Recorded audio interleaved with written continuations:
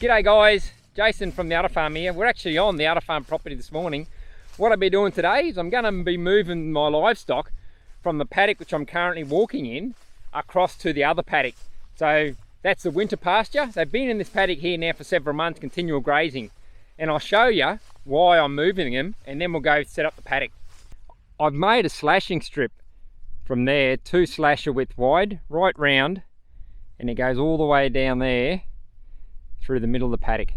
So that's in preparedness for putting the watering system in. And what I did, while I had the slasher in here, I've mowed half the paddock, I've slashed to a foot high.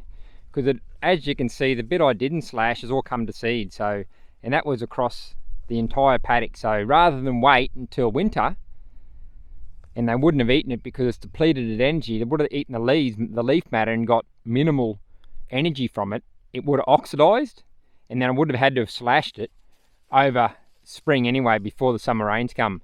So, but what they've been doing is they've been going back over this slashed area, the half I've already mowed.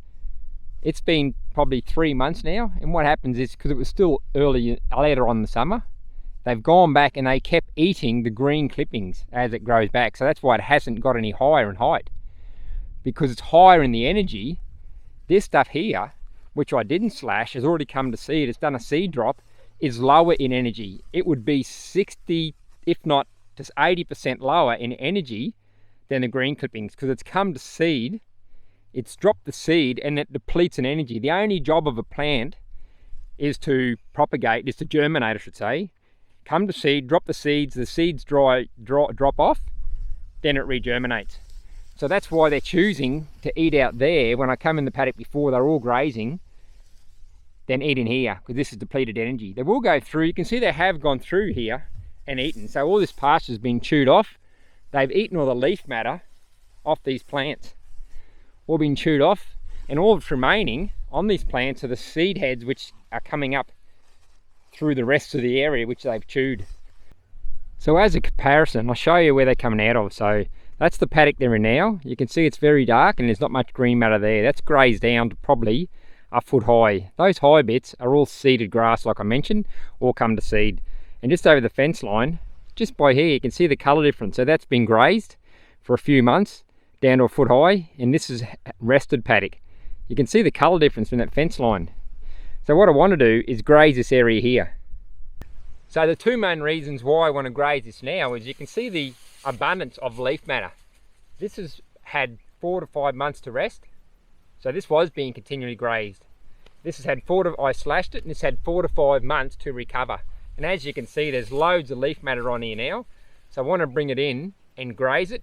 In comparison to what was next door, there's loads of energy in this plant. It's just come to seed now. The seeds haven't dropped off. And it's only, this is rose grass, it's only through at its first seed head. Normally they have 2 or 3 throws. So I know it's only just come to seed now.